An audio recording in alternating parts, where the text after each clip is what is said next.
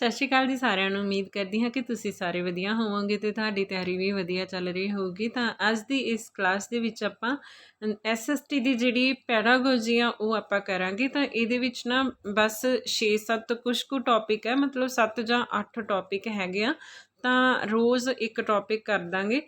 ਤਾਂ ਪਹਿਲੀ ਗੱਲ, ਮੈਂ ਇਹ ਜਿਹੜੀ ਕਲਾਸ ਹੈ ਨਾ ਬਿਲਕੁਲ ਵੀ ਨਹੀਂ ਪੈਡਾਗੋਜੀ ਦੀਆਂ ਕਲਾਸਾਂ ਮੈਂ ਬਿਲਕੁਲ ਵੀ ਨਹੀਂ ਲਗਾਉਣਾ ਚਾਹੁੰਦੀ ਸੀ, ਫਿਰ ਵੀ ਚਲੋ ਤੁਸੀਂ ਕਹਿ ਰਹੇ ਹੋ ਤਾਂ ਕਰਕੇ ਮੈਂ ਜਿਹੜੀਆਂ ਕਲਾਸਿਸ ਲੈ ਕੇ ਆਈ ਹਾਂ।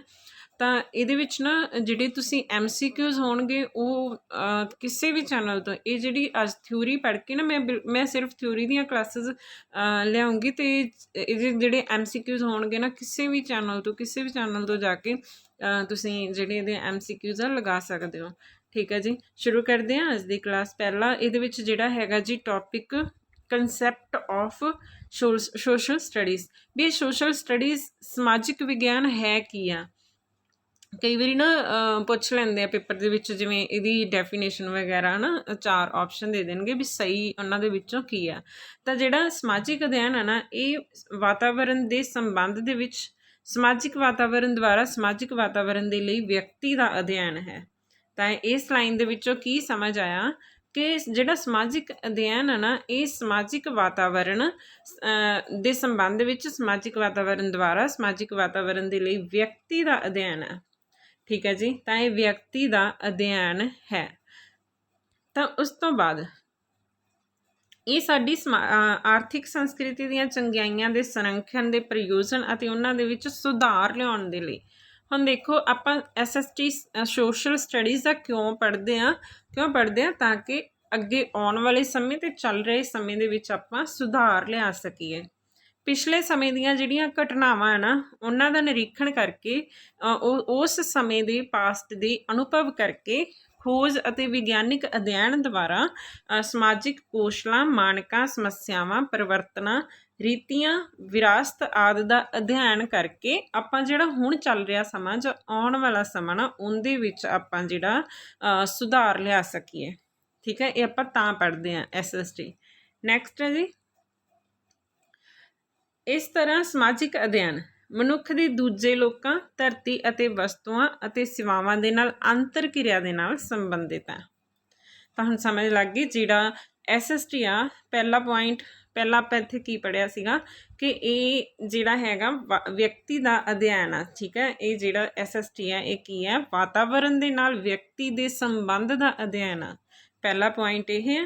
ਦੂਸਰਾ ਕੀ ਹੈ ਕਿ ਜਿਹੜਾ ਇਹ ਆਪਾਂ ਕਿਉਂ ਪੜ੍ਹਦੇ ਹਾਂ, ਜੋ ਵੀ ਆਪਾਂ ਮੰਨ ਲਓ ਆਪਾਂ ਹਿਸਟਰੀ ਪੜ੍ਹਦੇ ਹਾਂ ਜਾਂ ਆਪਾਂ ਜੋਗ੍ਰਾਫੀ ਪੜ੍ਹਦੇ ਹਾਂ, ਉਹ ਕਿਉਂ ਪੜ੍ਹਦੇ ਹਾਂ। ਜਿਵੇਂ ਹਿਸਟਰੀ ਦੇ ਵਿੱਚ ਨਾ ਪੁਰਾਣੇ ਜਿਹੜੇ ਸ਼ਾਸਕਾਂ ਜਾਂ ਪੁਰਾਣੇ ਮਨੁੱਖ ਤੋਂ ਆਪਾਂ ਉਹਨਾਂ ਦੀਆਂ ਘਟਨਾਵਾਂ ਤੋਂ, ਉਹਨਾਂ ਦੀਆਂ ਜੋ ਵੀ ਸੰਸਥਾਵਾਂ ਸੀ, ਪੁਰਾਣੀਆਂ ਸਮਾਜਿਕ ਸਮੱਸਿਆਵਾਂ ਸੀ ਉਹਨਾਂ ਦੀਆਂ, ਜਾਂ ਕੋਈ ਵੀ ਪਰਿਵਰਤਨ ਹੋਏ ਆ, ਉਹਨਾਂ ਤੋਂ ਆਪਾਂ ਅੱਜ ਦੇ ਸਮੇਂ ਦੇ ਵਿੱਚ ਕੀ ਸਿੱਖਿਆ ਲੈ ਰਹੇ ਹਾਂ। ਅਤੇ ਜਿਵੇਂ ਜੋਗ੍ਰਾਫੀ ਦੇ ਵਿੱਚ ਆ, ਜਿਵੇਂ ਆਪਾਂ ਪੜ੍ਹਦੇ ਹੁੰਦੇ ਹਾਂ ਸੰਸਾਧਨ, ਰਿਸੋਰਸਿਸ ਪੜ੍ਹਦੇ ਹਾਂ ਨਾ, ਤਾਂ ਉਹਨਾਂ ਸੰਸਾਧਨਾਂ ਦੀ ਪੁਰਾਣੇ ਸਮੇਂ ਦੇ ਵਿੱਚ ਕਿਵੇਂ ਯੂਜ਼ ਹੋ ਰਿਹਾ ਸੀ ਅਤੇ ਉਹਨੂੰ ਆਪਾਂ ਕਿਵੇਂ ਅੱਗੇ ਜਾ ਕੇ ਵਿਕਸਿਤ ਕਰ ਸਕਦੇ ਹਾਂ। ਤਾਂ ਇਹ ਜਿਹੜਾ ਮੁੱਖ ਟੀਚਾ ਹੁੰਦਾ ਹੈ ਜੀ ਸੋਸ਼ਲ ਸਾਇੰਸ ਨੂੰ ਪੜ੍ਹਨ ਦਾ। ਅਤੇ ਜਿਵੇਂ ਮੰਨ ਲਓ ਪੋਲਿਟੀ ਆ, ਪੁਰਾਣੀਆਂ ਸੰਸਥਾਵਾਂ ਆਪਾਂ ਕਿਉਂ ਪੜ੍ਹਦੇ ਹਾਂ ਤਾਂ ਕਿ ਆਉਣ ਵਾਲੇ ਸਮੇਂ ਦੇ ਵਿੱਚ ਆਪਾਂ ਉਹਨਾਂ ਦੀਆਂ ਜਿਹੜੀਆਂ ਵੀ ਪ੍ਰੋਬਲਮਸ ਰਹੀਆਂ ਹੋਣੀਆਂ ਜਾਂ ਉਹਨਾਂ ਦੀਆਂ ਅਸਫਲਤਾਵਾਂ ਰਹੀਆਂ ਹੋਣੀਆਂ, ਉਹਨਾਂ ਤੋਂ ਆਪਾਂ ਕੁਛ ਸਿੱਖ ਕੇ ਅਗਲੇ ਆਉਣ ਵਾਲੇ ਸਮੇਂ ਦੇ ਵਿੱਚ ਆਪਾਂ ਉਹ ਵਧੀਆ ਤਰੱਕੀ ਕਰ ਸਕੀਏ। ਤਾਂ ਕਰਕੇ ਆਪਾਂ ਇਹ ਜਿਹੜੇ ਸਬਜੈਕਟ ਸਾਰੇ ਪੜ੍ਹਦੇ ਹਾਂ। ਨੈਕਸਟ ਹੈ ਜੀ ਸਮਾਜਿਕ ਅਧਿਐਨ।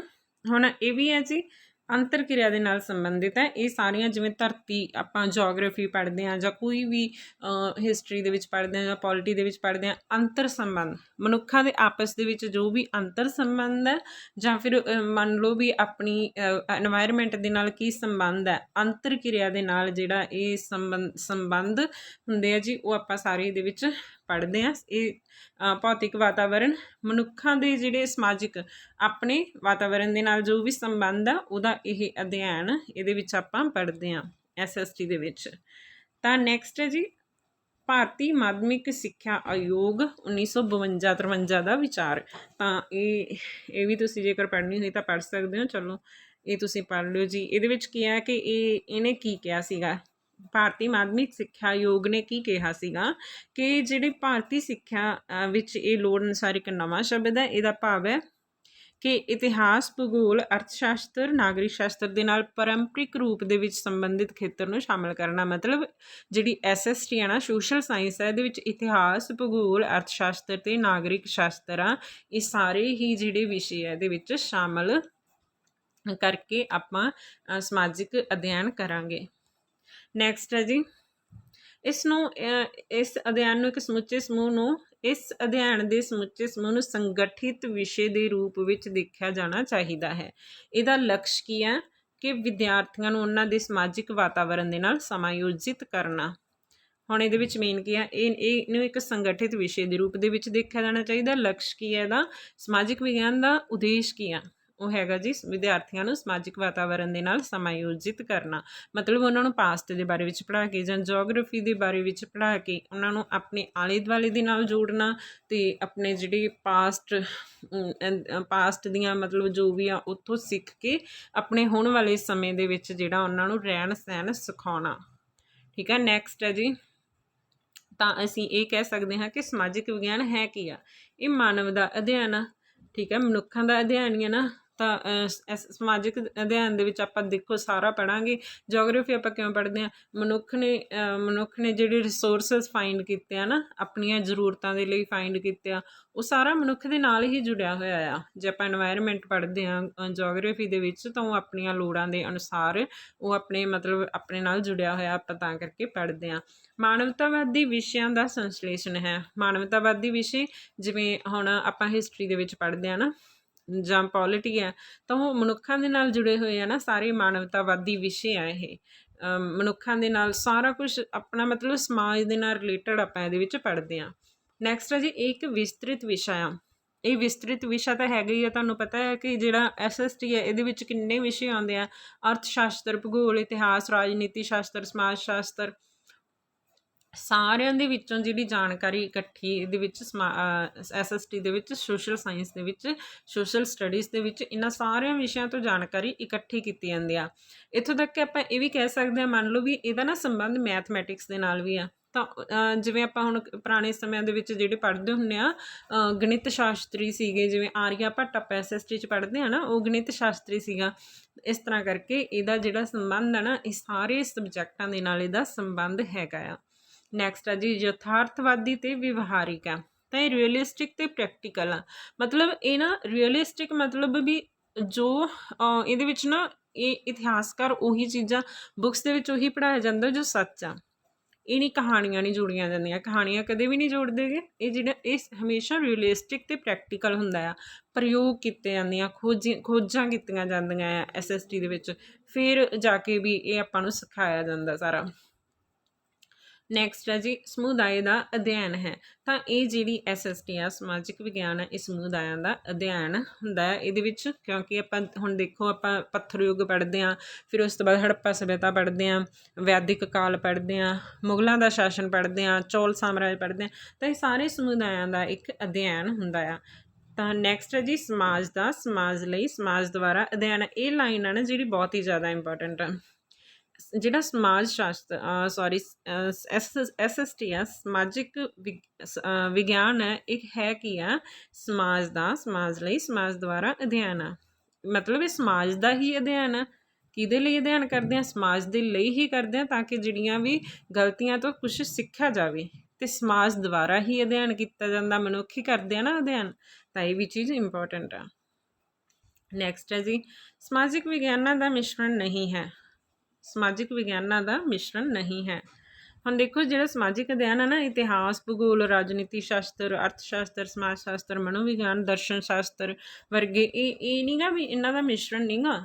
ਮਤਲਬ ਵੀ ਇਹ ਅਲੱਗ-ਅਲੱਗ ਵਿਸ਼ੇ ਆ ਜਿਹੜੇ, ਇਹਨਾਂ ਦਾ ਆਪਸ ਦੇ ਵਿੱਚ ਸੰਬੰਧ ਤਾਂ ਜ਼ਰੂਰ ਹੈਗਾ, ਪਰ ਇਹਨਾਂ ਅਲੱਗ-ਅਲੱਗ ਵਿਸ਼ਿਆਂ ਤੋਂ ਮਨੁੱਖ ਦੇ ਲਈ ਜਾਣਕਾਰੀ ਇਕੱਠੀ ਕੀਤੀ ਜਾਂਦੀ ਹੈ, ਮਿਸ਼ਰਣ ਨਹੀਂ ਹੈਗਾ ਗਾ।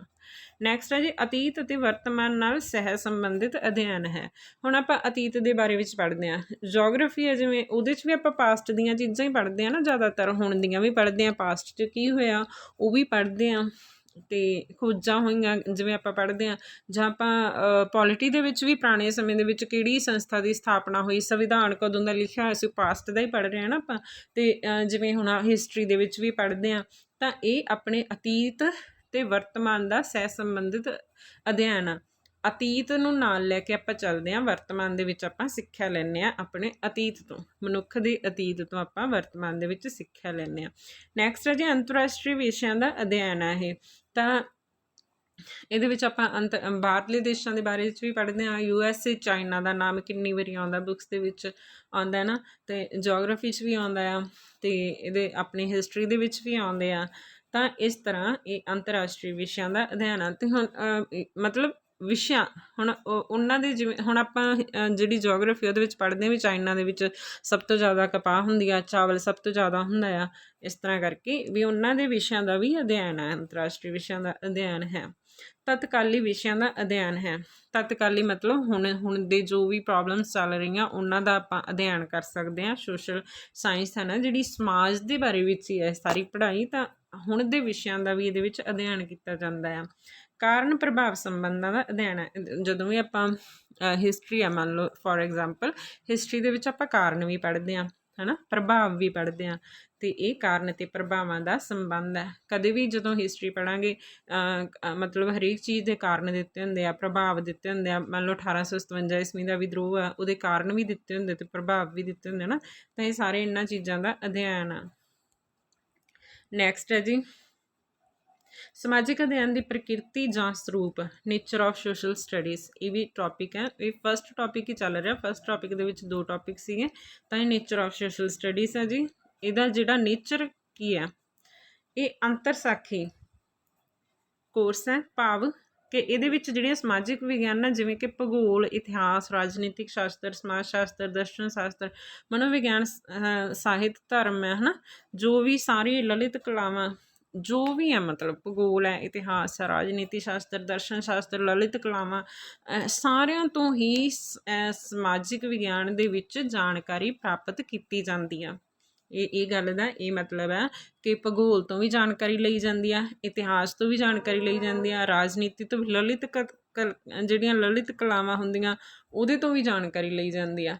ਜਿਵੇਂ ਹੁਣ ਆਪਾਂ ਹਿਸਟਰੀ ਦੇ ਵਿੱਚ ਨਾ ਕਲਚਰ, ਕਈ ਬੱਚੇ MA ਕਰਦੇ ਆ ਹਿਸਟਰੀ ਕਲਚਰ, ਅਤੇ ਉੱਦਾਂ ਕਰਕੇ ਨਾ ਕਲਚਰ ਤੋਂ ਵੀ ਜਾਣਕਾਰੀ ਲਈ ਜਾਂਦੀ ਹੈ ਇਹਦੇ ਵਿੱਚ। ਤਾਂ ਹਰੇਕ ਵਿਸ਼ਾ ਇਹਦੇ ਵਿੱਚ ਇਨਕਲੂਡ ਕੀਤਾ ਜਾਂਦਾ ਹੈ, ਹਰੇਕ ਵਿਸ਼ੇ ਤੋਂ ਜਾਣਕਾਰੀ ਲਈ ਜਾਂਦੀ ਹੈ, ਕਿਉਂਕਿ ਇਹ ਹੈ ਹੀ ਸਮਾਜਿਕ ਸੰਬੰਧਾਂ ਦਾ ਅਧਿਐਨ, ਸਮਾਜ ਦਾ ਅਧਿਐਨ, ਸਮਾਜ ਦੇ ਵਿੱਚ ਜੋ ਵੀ ਕੁਛ ਹੈਗਾ ਸਾਰੇ ਕਾਸੇ ਦਾ ਅਧਿਐਨ ਇਹਦੇ ਵਿੱਚ ਕੀਤਾ ਜਾਂਦਾ ਆ। ਦੂਸਰਾ ਕੀ ਹੈ ਜੀ, ਇਹ ਇੱਕ ਏਕੀਕ੍ਰਿਤ ਵਿਸ਼ਾ ਆ। ਤਾਂ ਇਹ ਏਕੀਕ੍ਰਿਤ ਵਿਸ਼ੇ ਦਾ ਮਤਲਬ ਕੀ ਆ ਕਿ ਇਹ ਜਿਹੜਾ ਨਾ ਮਨੁੱਖ ਅਤੇ ਉਹਦੇ ਵਾਤਾਵਰਨ ਦੇ ਨਾਲ ਉਹਨਾਂ ਦੀ ਅੰਤਰਕਿਰਿਆ ਦਾ ਏਕੀਕ੍ਰਿਤ ਅਤੇ ਸੰਯੁਕਤ ਵਰਣਨ ਆ।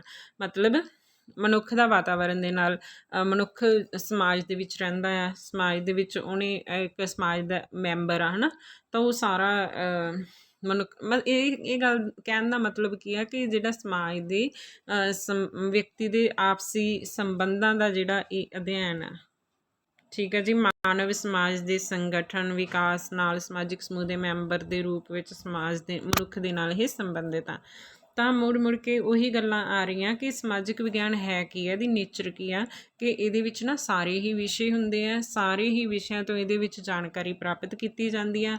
ਮਨੁੱਖ ਦੇ ਇਹ ਆਪਸੀ ਸੰਬੰਧਾਂ ਦਾ ਅਧਿਐਨ ਆ, ਪਾਸਟ ਦੇ ਵਿੱਚ ਕੀਤੀਆਂ ਗਈਆਂ ਗਲਤੀਆਂ ਜਾਂ ਕੋਈ ਪ੍ਰੋਬਲਮਸ ਦੇ ਜਿਹੜੇ ਹੱਲ ਹੋਏ ਸੀ ਉਹਨਾਂ ਚੀਜ਼ਾਂ ਤੋਂ ਸਿੱਖਿਆ ਲੈਣੀ ਹੁਣ ਦੇ ਸਮੇਂ ਵਾਸਤੇ। ਨੈਕਸਟ ਹੈ ਜੀ, ਇਹ ਇੱਕ ਗਤੀਸ਼ੀਲ ਵਿਸ਼ਾ ਆ। ਤਾਂ ਇਹ ਇੰਪੋਰਟੈਂਟ ਆ। ਜਿਹੜਾ ਸਮਾਜਿਕ ਵਿਗਿਆਨ ਹੈ ਨਾ, ਇੱਕ ਗਤੀਸ਼ੀਲ ਵਿਸ਼ਾ ਆ। ਕਈ ਵਾਰੀ ਲਾਈਨਾਂ ਸਿੱਧੀਆਂ CTET ਦੇ ਵਿੱਚ ਇਸ ਤਰ੍ਹਾਂ ਕਰਕੇ ਨਾ ਲਾਈਨਾਂ ਸਿੱਧੀਆਂ ਪੁੱਛ ਲੈਂਦੇ ਆ ਵੀ ਦੱਸੋ ਇਹ ਸਹੀ ਹੈ ਕਿ ਗਲਤ ਹੈ। ਵੀ SST ਹੈ ਜਿਹੜੀ ਇਹ ਇੱਕ ਗਤੀਸ਼ੀਲ ਵਿਸ਼ਾ ਆ, ਤਾਂ ਬਿਲਕੁਲ ਇਹ ਗਤੀਸ਼ੀਲ ਵਿਸ਼ਾ ਹੈ, ਕਿਉਂਕਿ ਪ੍ਰਕਿਰਿਆਵਾਂ ਅਤੇ ਸਮੱਸਿਆਵਾਂ ਹਮੇਸ਼ਾ ਬਦਲਦੀਆਂ ਰਹਿੰਦੀਆਂ। ਹੁਣ ਦੇਖੋ ਜਦੋਂ ਹਿਸਟਰੀ ਪੜ੍ਹਦੇ ਹਾਂ ਆਪਾਂ, ਜਦੋਂ ਪੱਥਰ ਯੁੱਗ ਸੀ ਉਸ ਮਨੁੱਖ ਦੀਆਂ ਸਮੱਸਿਆਵਾਂ ਕੁਛ ਹੋਰ ਹੀ ਸੀਗੀਆਂ। ਉਹਨਾਂ ਨੂੰ ਇਹ ਸੀ ਵੀ ਸ਼ਿਕਾਰ ਲੱਭੀਏ ਕਿਵੇਂ ਨਾ ਕਿਵੇਂ ਨਾ, ਅਤੇ ਹੜੱਪਾ ਸੱਭਿਅਤਾ ਆਈ, ਉਹਨਾਂ ਦੀਆਂ ਸਮੱਸਿਆਵਾਂ ਕੁਛ ਹੋਰ ਸੀ, ਮੁਗਲਾਂ ਦੀਆਂ ਸਮੱਸਿਆਵਾਂ ਕੁਛ ਹੋਰ ਸੀ। ਤਾਂ ਇਸ ਤਰ੍ਹਾਂ ਜਿਹੜੀਆਂ ਪ੍ਰਕਿਰਿਆਵਾਂ ਵੀ ਹਰੇਕ ਚੀਜ਼ ਚੇਂਜ ਹੁੰਦੀ ਰਹਿੰਦੀ ਹੈ, ਡਾਇਨੇਮਿਕ ਹੈ, ਇਹ ਗਤੀਸ਼ੀਲ ਵਿਸ਼ਾ ਆ। ਠੀਕ ਹੈ ਜੀ। ਨੈਕਸਟ ਸਮਕਾਲੀ ਮਾਨਵ ਜੀਵਨ 'ਤੇ ਇਹਦੇ ਵਿੱਚ ਜ਼ੋਰ ਦਿੱਤਾ ਗਿਆ।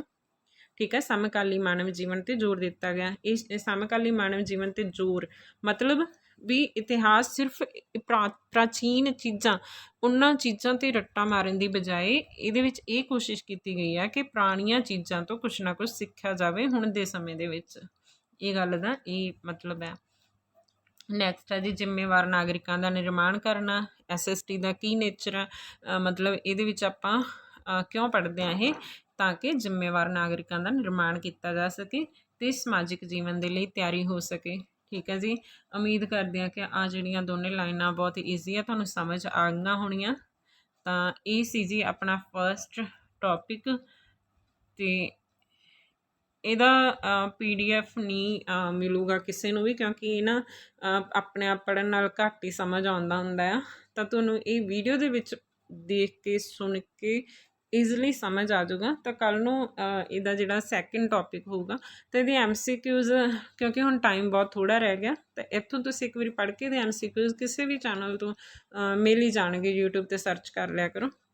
ਤਾਂ ਇਹ ਸੀ ਜੀ ਆਪਣੀ ਅੱਜ ਦੀ ਕਲਾਸ। ਅਤੇ ਇਸ ਤੋਂ ਬਾਅਦ ਨਾ ਇੱਕ ਹਿਸਟਰੀ ਦੇ ਜਿਹੜਾ ਆਪਣਾ ਕੱਲ੍ਹ ਆਪਾਂ ਕੀਤਾ ਸੀਗਾ ਉਹਦਾ ਦੂਸਰਾ ਪਾਰਟ ਵੀ ਮੈਂ ਮਤਲਬ ਦੁਪਹਿਰ 1-2 ਵਜੇ ਤੱਕ ਅਪਲੋਡ ਕਰ ਦੂੰਗੀ। ਤਾਂ ਉਹ ਵੀ ਤੁਸੀਂ ਜ਼ਰੂਰ ਦੇਖ ਲੈਣਾ। ਵੀਡੀਓ ਦੇਖਣ ਲਈ ਧੰਨਵਾਦ।